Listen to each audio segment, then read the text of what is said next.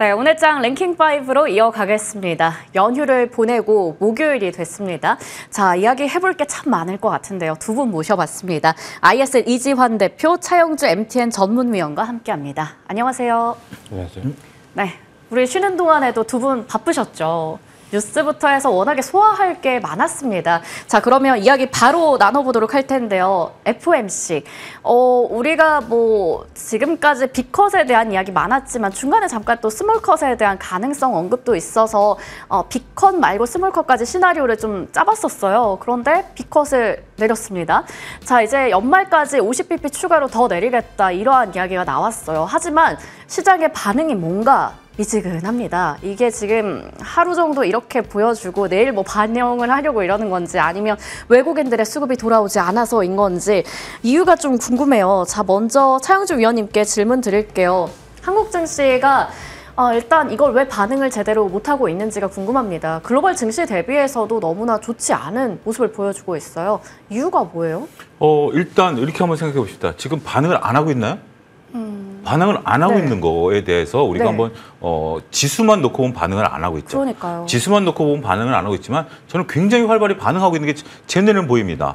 왜 그러냐면 자, 일단 미국 같은 경우 일단 발표한 이후에 보통 이제 미국은 시간차 공격을 하니까 변동성이 있고 또 이제 미국은 또 파생 만기일이 있다 보니까 조금 주춤했다라고 쳐요. 근데 일단 전제적인 조건은 지금 이제 말씀하신 것처럼 25bp냐 50bp냐 일단 패는 이미 우리가 벌려져 있었던 상황 아니겠습니까? 이 패, 그러니까 시장에서는 어느 정도 충분히 반영될 수 있었죠. 패 중에 둘 중에 하나 어떤 걸 선택의 문제였었지 금리 인상이 갑작스럽게 되거나 이런 부분들은 아니었어요. 만약에 여기서 금리 인하를 안 했다라든지 아니면 정말 금리 인하를 75bp를 했다라면 시장은 엄청난 반향을 일으켰겠지만 이미 보여진 패에서 움직였으니까 저는 뭐 그렇다고 쳐요. 자, 뭐를 그러면 너는 차영주 위원은 반영하고 있다라고 보느냐? 제약바이오 강합니다. 금리 인하의 가장 큰 수혜주는 뭐죠? 제약바이오. 네. 그러니까 금리 인하를 하면 기업에 있어서 매출이 늘어날 수 있는 기업, 저도 지난번에 언급드렸지, 자동차. 왜냐하면 할부금융이, 지금 미국 같은 경우는 할부금리가 10%부터 시작해요. 근데 그게 내려가잖아요. 그러면 당연히 자동차를 구매할 수 있는 욕구가 늘어날까요? 안 늘어날까요? 늘어나겠죠. 네. 다른 이슈를 처차한더라도. 조선주 같은 경우 강합니다. 조선주 왜 강하죠? 조선주는 일단은 배가 수주가 들어오면 자체 채권을 발행해서 이걸 만듭니다. 네. 그리고 배를 인도할 때 50% 받는 거거든요. 그럼 그 사이에 채권에 대한 비용 부담이 늘어날까요? 줄어들까요? 당연히 줄어들겠죠. 네. 자, 지금 시장은 굉장히 현명하게 반응하고 있다고 보여집니다. 금리 인하를 50bp 했으니까 와, 잘했다, 생각보다 잘했다. 그러면 우리가 수혜주가 뭐지? 제약바이오, 당장 우리가 랩시얼로 볼 수 있는 거. 그 다음에 실질적으로 누가 수혜를 봐? 자동차, 조선 이런 거 받을 수 있는 거 아니야? 라고 하는 거죠. 단지 시장이 반응 안 한다라고 하는 건 이제 반도체죠. 네. 반도체는 이제 개별 이슈이고 반도체가 차지하고 있는 지수상의 위상이 크다 보니까 전체적으로 지수만 놓고 본다라면 우리가 뜨뜻미지근해 보이죠. 하지만 그 속에서 정말 금리 인하를 반기고 기다렸던 좋은 주식들이 자신들의 나름대로 역할을 충분히 하고 있다. 저는 그렇게 설명드리고 싶습니다. 네. 지금 지수만 놓고 본다면 굉장히 답답하고 뭔가 연휴 직전이랑 크게 다를 바 없어 보이지만 금리 인하 수혜주들은 확실한 금리 인하 기조에 반영을 잘 받고 있다라는 부분 얘기를 해주셨어요. 아무래도 지수 기여도가 높은 반도체 쪽들이 좀 상당히 부진하다 보니까 지수는 또 재미없게 흘러가고 있다라는 부분 짚어주셨습니다. 자, 그러면 이지환 대표님께도 질문 드리겠습니다. 그러면요, 지수가 너무 재미없고 결국에는 사실 아무래도 반도체가 올라줘야지 우리 증시 자체가 분위기가 반전이 될 거란 말이죠. 이 분위기를 좀 돌릴 만한 모멘텀이 있을까요? 일단 이제 우리가 이번에 금리 인하를 하기 전에 모멘텀을 제가 이제 크게 세 가지를 강조를 드렸죠. 일단 어쨌든 AI 모멘텀이 시장을 이끌어 왔었고 여기에 이제 금리 인하 모멘텀이 추가되는 여부, 그리고 경기 침체와 관련된 부분에서 오히려 경기 확장과 관련된 모멘텀, 이제 세 가지를 봐야 된다라고 말씀을 드렸는데 그 이후에 이제 여기서 어디가 반영될 거냐는 금리가 25bp가 인하되느냐 50bp가 인하되느냐에 따라 다르죠. 예를 들어서 50bp 빅컷이 인하되면 오늘처럼 금리 인하 수혜를 받는 쪽이 무조건 강하게 됩니다. 제약바이오라든지 좀 전에 소장님 말씀하신 자동차, 조선 이런 쪽이 강할 수밖에 없는 거죠.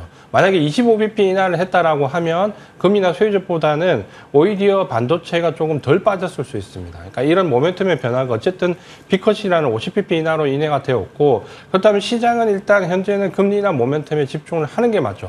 하지만 이제 반도체라든지 이런 부분들이 상당히 메모리 반도체 위주로 지금 빠지는데 상대적으로 우리가 조금 억울하면은 예를 든다면 오늘 이제 우리 지수도 뭐 일본 지수와 비교했을 때 상대적으로 굉장히 약한데 사실 종목별로 보면 오늘은 일본의 반도체 종목들이 전부 다 2, 3%대 급등하거든요. 그러니까 우리만 지금 못 올라가거든요. 그러니까 이런 부분들이 결국은 우리가 연휴기간에 나왔던 모건스탠리 레포트나 혹은 그 전에 나왔던 BNP 파리바 레포트를 기반으로 해서 메모리 반도체가 상당히 어렵다라는 부분이 부각이 되면서 이쪽만 안 좋기 때문에 체감이 굉장히 안 좋죠. 그러니까 이 부분을 단기와 장기를 잘 구분하셔서 단기의 리스크 관리가 필요한 쪽이 분명히 맞죠. 하지만 장기로 본다면 또 이게 역으로 기회가 될 수도 있죠. 그리고 금리나 모멘트를 받는 쪽은 이미 연휴 전에 준비를 좀 했다가 오늘 추가 매수하는 관점으로 해서 수익을 극대화하는 방향으로 가야 되겠죠. 그러니까 이렇게 본다면 결국은 우리가 생각하는 금리나 모멘텀과 AI 모멘텀과 경기와 관련된 모멘텀은 아마 올해 내년 하반기까지는 계속해서 이 세 가지 모멘텀이 교차할 겁니다. 그러니까 어떤 게 더 강하냐는 시대에 따라 다를 수 있는데 결국은 우리는 그 단기적인 전략에 맞게 비중을 조절해 나가면서 내년까지 봐야 되는 거죠. 지금 반도체가 굉장히 어렵지만 제가 볼 때 이게 어려운 거는 3분기 10월 달까지가 하이라이트일 것 같거든요. 그럼 9월, 10월 하이라이트 구간이 또 지나면 이번에 나왔던 모건스탠리 레포트나 앞전에 그 BNP 파리바 레포트도 마찬가지지만 단기적으로 어렵다는 부분은 HBM을 강조를 하지만 또 뒤쪽에 보면 상당히 또 긍정적인 부분은 장기적인 해석은 있거든요. 그러니까 이런 걸 본다면 결국은 모멘텀에 따라서 비중 조절을 해가면서 계속해서 시장에서 수익을 이제 만들어가는 과정인데 지금은 이제 너무 어려운 과정을 좀 지나왔지만 아마 오늘 미국이 오늘과 내일 선물 옵션 만기가 지나고 나면 다음 주부터 이제 본격적으로 주도주가 등장을 할 거거든요. 이제 거기에 집중을 해서 우리가 포지션을 집중적으로 변경해야 되는 시기가 와 있다는 관점에서 보면 시장의 모멘텀 변화가 뭐 그렇게 나쁘다라고 꼭 표현할 필요는 없다. 이렇게 말씀을 드리겠습니다. 네. 두 분 다 지금 시장 자체를 그렇게 나쁘다라고는 보지 않고 계십니다.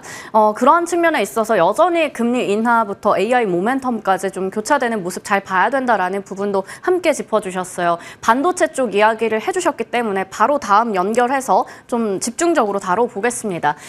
모건스탠리 쪽에서 계속 K 반도체를 뭔가 흔들고 있어요. 업황 안 좋다라는 이야기 최근에 계속 나왔었습니다. 8월에도 이제 반도체 관련해서 피크아웃 준비해라 뭐 이러한 기조로 이야기했었고 이번에는 겨울이 또 닥쳤다 뭐 이런 얘기를 합니다. 뭐 지금 디램에 대한 부분까지 좋지 않다. 그래서 지금 실적도 다 봐야 되고 마이크론 실적도 중요해 보이고 여러 면에 있어서 반도체 쪽 손이 더 안 갑니다.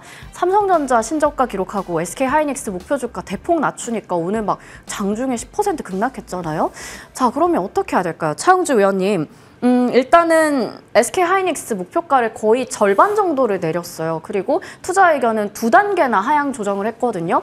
아무래도 보유자 입장에서 제일 지금 시급합니다. 어떻게 해야 돼요?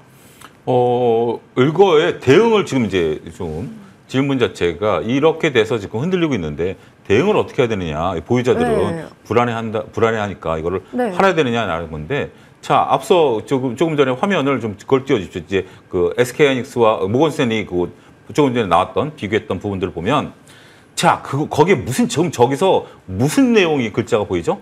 D램, 메모리 네. 반도체가 보이죠. 네. 근데 지금 SK하이닉스가 저거를 팝니까? HBM을 팝니까? 지금 HBM으로 주가가 올라왔어요. 저도 저 원본을 읽어보지는 않았습니다. 기사 나온 것들을 여러 기사들을 네, 중첩적으로 봤습니다. HBM 얘기가 없어요. 그러니까 메모리 부분에 있어서 본다라면 충분히 네. 삼성전자는 메모리 D램에 대해서 오롯이 B를 다 맡고 있는 거죠. 아직 HBM을 못했으니까. 근데 하이닉스 입장에서 본다라면 HBM에 대해서 우리가 이제 HBM3E에 대해서 지금 우리가 하이닉스를 D램으로 보고 투자를 하시나요?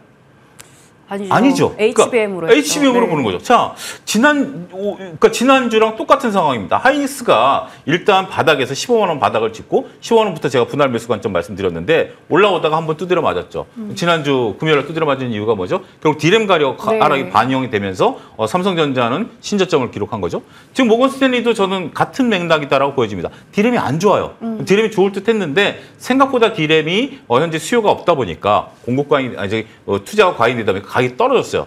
중요한 건 가격이 떨어지다 보니까 삼성전자는 신저가를 가고 있는 거죠. 근데 지금 저 리포트라든지 여러 가지 소식을 보면 여러분들이 당장 검색을 하신다 하더라도 HBM3 가격이 떨어졌나요? 그 기사는 찾아볼 수가 없습니다. 현재 주력이 HBM3인데 HBM3 가격이 떨어졌다? 충분히 그럼 과잉 공급이다라고 얘기할 수 있겠죠. 하이닉스 주력인 HBM3 가격이 변화가 없고 그 전에 삼성전자 주력인 DRAM 가격이 떨어졌는데 왜 같이 평가를 해야 되죠? 저는 이 부분에 대해서 그러니까 여러분들이 모건스탠리가 맞고 틀리고가 아니라 여러분들이 논리를 저는 가지셔야 된다라고 봐요. 그래서 저는 두 가지를 봤습니다. 하이닉스가 흔들렸을 때 매수 관점에서 보는데 보다 안정적으로 보게 된다면 오늘 종가상으로 15만 원 지지가 된다? 이러면 정말 하이닉스에서는 맷집이 굉장히 강하다. 왜 맷집이 강하냐? 이렇게 제가 설명을 논리적으로 해야 될 정도로 일단 많은 분들이 불안해하고 있는 가운데 첫 번째 매를 맞았죠. 뭐죠? DRAM 가격 하락으로 인해서 매를 한번 맞았는데 15만 원 지지가 됐어요. 여기에 이제 모건 스탠리라는 어떤 그들이 갖고 있는 위상 이걸 가지고 목표가를 절반을 두드렸는데 오늘 대량 거래를 시키면서 15만 원을 지켜냈다. 그러면 저는 이제 하이닉스는 웬만한 맷집에도 살아날 것으로 보여요. 가장 우리가 무서운 게 뭐죠? 내가 상대방을 막 괴롭혔는데 상대방이 꿈쩍하지 않는 거. 이거 진짜 무서운 거 아니겠습니까? 네. 저는 하이닉스가 그런 위상으로 지금 변하고 있다라고 봐요. 삼성전자는 조금 생각이 다릅니다. 삼성전자는 제가 안정적이다라고 얘기하기는 좀 어려워요. 아직까지는 디램이 크고 또 인텔이 이번에 분사하고 그런 것들이 네. 삼성전자한테 미치는 영향이 또 만만치 않거든요. 여러 가지 부분들을 검토해 보면 인텔이 지금 축소를 하는 것이 벌릴 때가 아니기 때문에 축소를 하는 것이지 여기서 완전히 떠나겠다라는 건 아니에요. 그런 부분들을 보게 된다면 여전히 저는 삼성전자와 하이닉스를 다른 눈으로 보고 있다라는 점 말씀드리고 하이닉스는 지금 오늘 또 15만 원을 헐쩍 뛰어넘는 이러한 네. 위상들을 보이게 된다면 좋은 주식이 싸게 살 기회가 여전히 널려 있는 상황이다. 하이닉스는 전혀 불안해할 상황이 아니다. 저는 그렇게 말씀드리고 싶습니다. 네, 어떻게 보면 또 보유자분들께서 걱정 많으실 것 같은데 그 부분을 좀 덜어줄 수 있는 이야기도 함께 해주셨어요. 이제는 IT 투톱을 똑같이 보기보다는 약간은 이제 시각을 좀 다르게 가져가자라는 부분도 함께 말씀해 주셨습니다.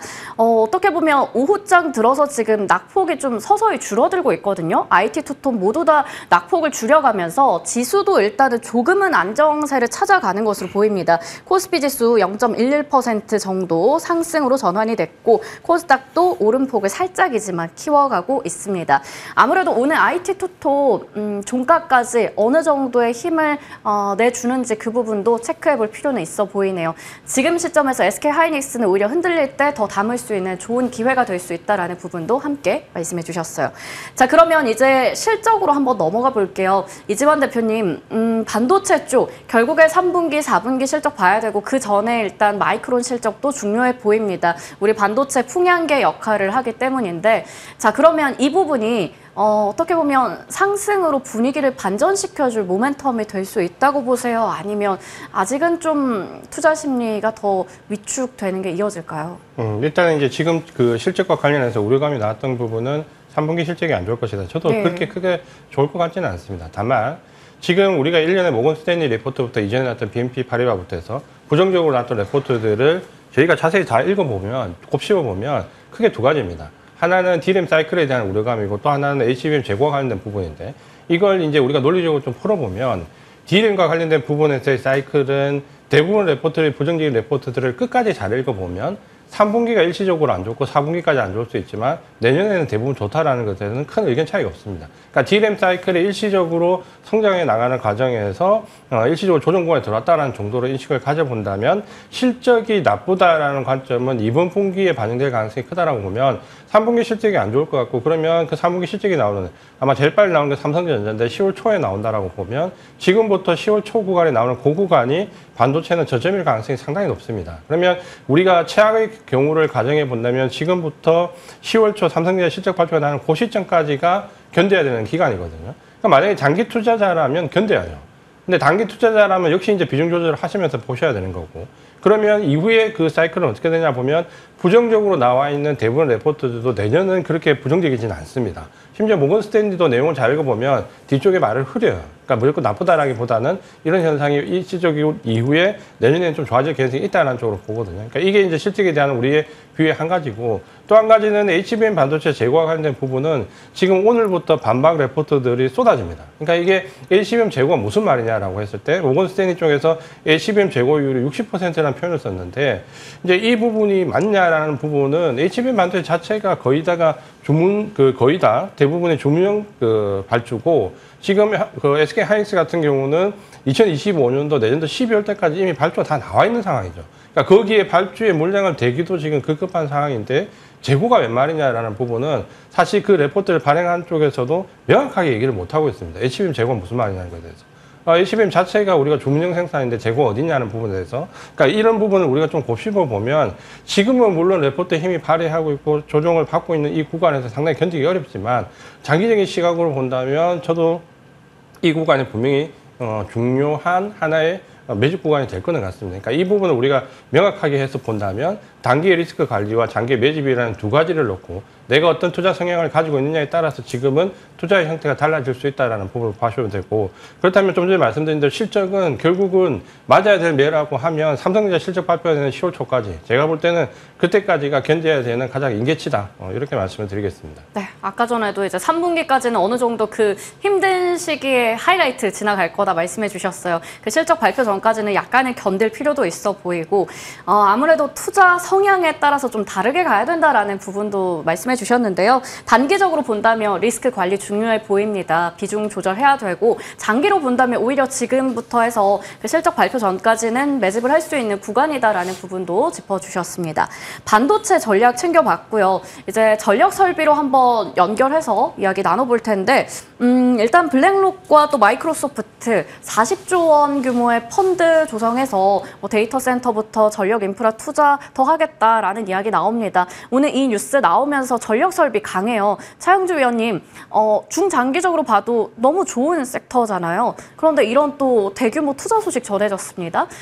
쭉쭉 더 올라갈 수 있을까요? 어떻게 보면 당연한 귀결이다라고 얘기할 수 있겠죠. 우리가 이제 인프라 투자와 관련해서는 이게 어떻게 보면 하나의 트렌드잖아요. 그러니까 두 가지 트렌드가 맞물린 거죠. 하나는 미국의 인프라가 좀 노후화되어 있다라는 거고 지금 데이터 센터, 지금 결국 우리가 앞서 얘기한 반도체가 결국 데이터 센터, 전기를 잡아먹는 하마가 되고 있는 상황이기 때문에 그러한 부분들을 보게 된다면 투자가 이루어져야 되고 이 투자를 촉진하는 게 뭐죠? 결국 이런 펀드들에 대한 조성이죠. 그런 부분들이 이루어진다면 이건 자연스러운 하나의 산업의 트렌드입니다. 자, 여러분들 이 산업의 트렌드에서 여기에 대해 트렌드를 이해하지 못한 거나 아니면 뭐 여기에 대한 다양한 얘기들이 나올 수 있죠. 인공지능 시대는 거품이다라고 얘기하는 또 유명인들도 있죠. 여러 가지 부분들이 있습니다만 한쪽에서 보게 된다면 지금 막대한 투자 얘기가 나오잖아요. 지금 하다못해 인텔조차도 우리 아마존한테 받아놓은 거 있어. 네. 그 칩 만들어야 돼. 이럴 정도인데 이게 쉽게 끝나겠냐라는 거죠. 자, 이제 본격적으로 시작이 된다라고 보여집니다. 그동안에 어떻게 보면 상반기 때는 기대감으로 올랐다 하더라도 이제는 실적 베이스로 가야 되는데 이런 것들은 실적을 더 빨리 땡겨올 수 있다라는 부분들을 좀 보셔야 됩니다.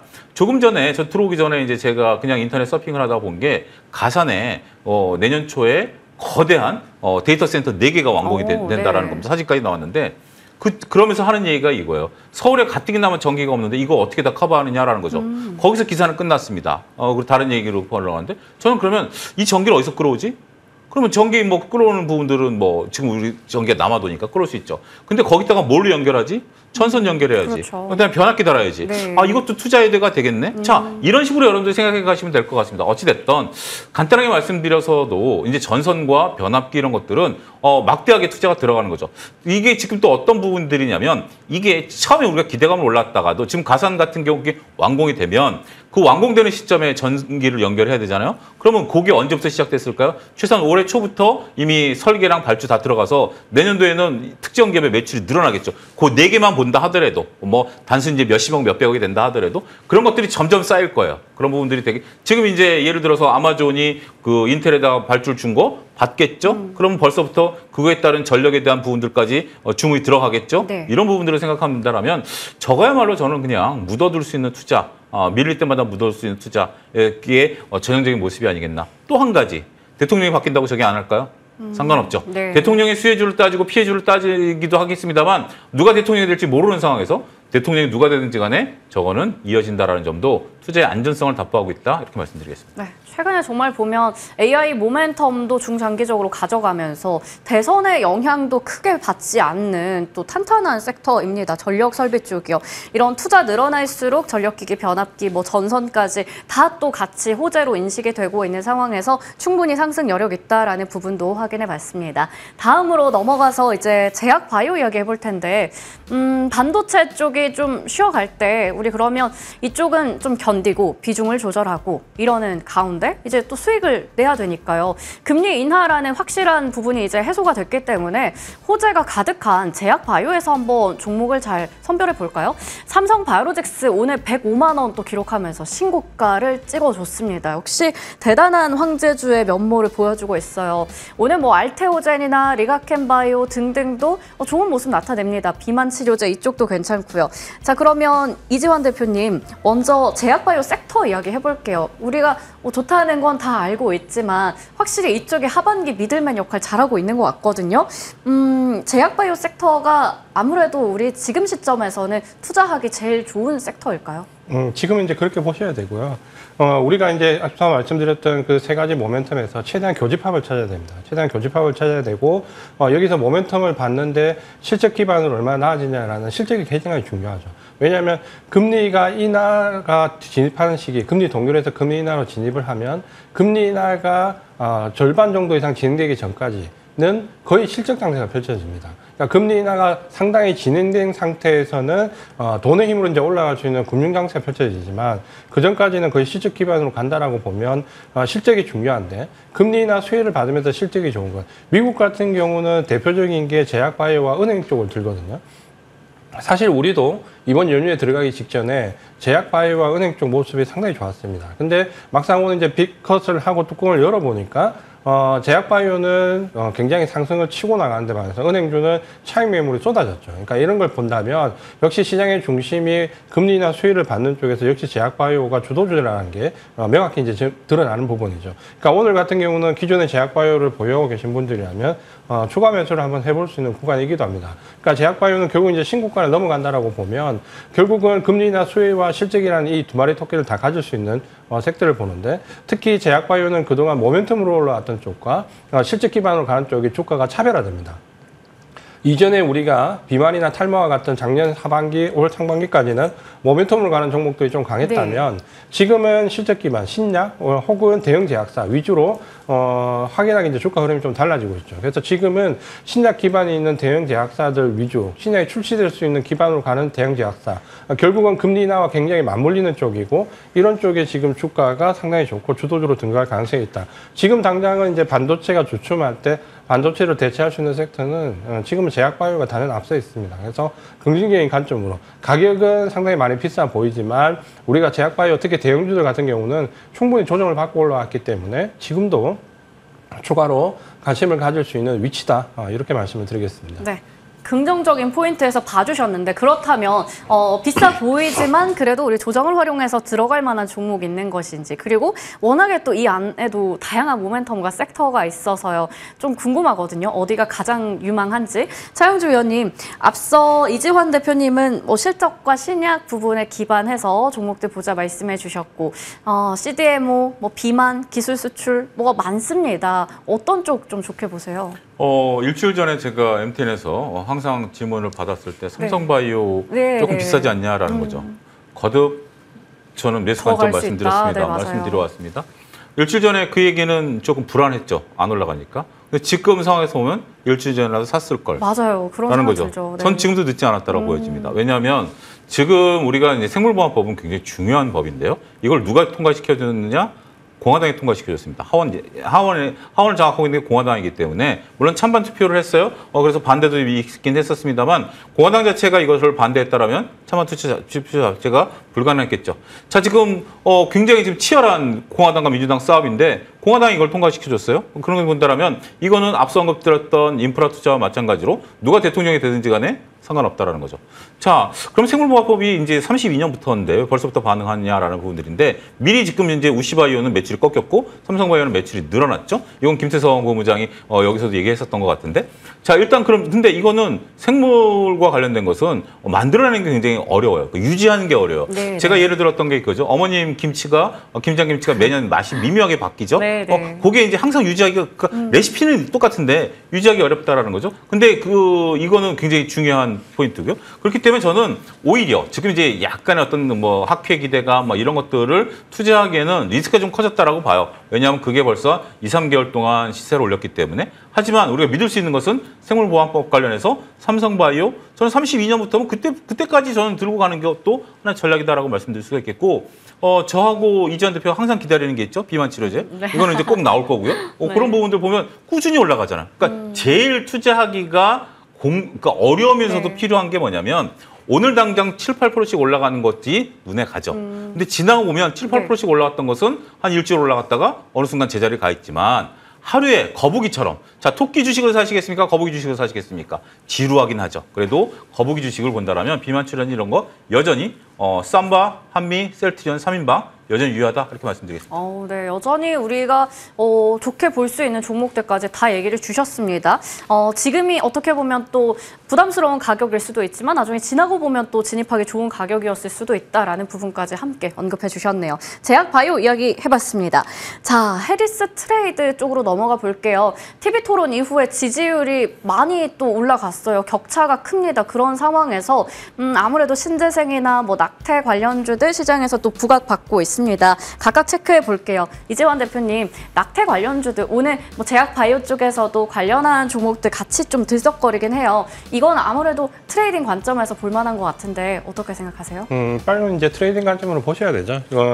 TV 토론 이후에 사실 지지율 변화가 거의 없었고, 뭐 네. 일각에서는 오히려 선호도가 트럼프도 좀 좋아졌다라는 부분이 부각이 되다가 이제 우리가 연휴가 끝날 때쯤 이제 여론조사 결과들이 막 발표되기 시작했는데 이게 이제 한 5% 전후로 혹은 오차범위 밖으로 해리스가 앞서 있다는 곳이 경합주에서 일부 나오면서 관련주들이 영향을 좀 받고 있다. 뭐 신재생에너지라든지 낙태 관련된 주들이 영향을 받고 있다라고 보여지고 계속 강조드리지만 이 펀더멘탈로 가는 부분은 금리 인하가 상당히 진행되기 전까지는 실적 기반입니다. 그러니까 실적 기반으로 가지 않는다라고 본다면 이제 짧은 모멘텀으로 보셔야 되고 이 모멘텀 관련된 종목은 최근의 경향을 본다면 상당히 주기가 빠르죠. 당일날 아니면 하루 이틀 길어도 2박 3일 뭐 이렇게 가는 경향이 강하니까 그런 부분들은 조금 짧게 대응을 하시는 게 좋을 것 같고 신재생 관련해서도 지금 우리가 실적으로 가지고 따져봐야 될 부분이 굉장히 많이 있습니다. 그러니까 지금 현재 각국의 상황에 처해 있는 상황과 특히 태양광이나 풍력과의 관계나 여러 가지 마찬가지인데 어쨌든 낙태 관련된 종목은 좀 짧은 관점으로 보시고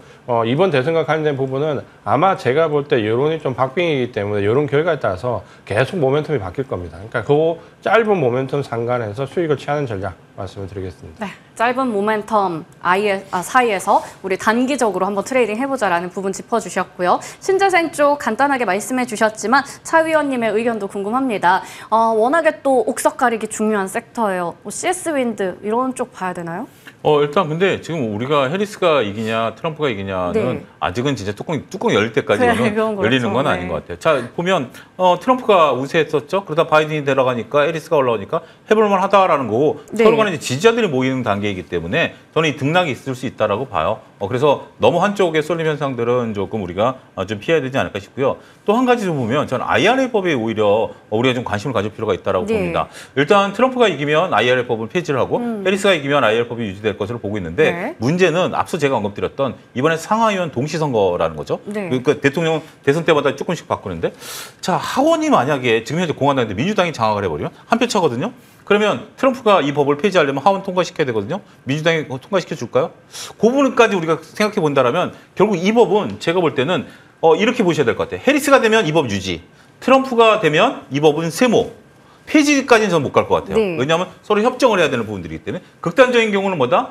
트럼프가 대통령이 되고 하원을 공화당에 장악하면 폐지될 가능성이 높다. 이런 식으로 보게 된다면 너무 이쪽에 대해서 우리가 트럼프가 만약에 지금 이제 해리스가 약간 올라오니까 이쪽이 올라오지만 트럼프가 올라온다고 해서 이쪽이 좀 팔아야 되는 시점이냐라고 본다면 너무 그렇게 여기에 대해서 비관적으로 볼 필요는 없다. 이렇게 말씀드리도록 하겠습니다. 네.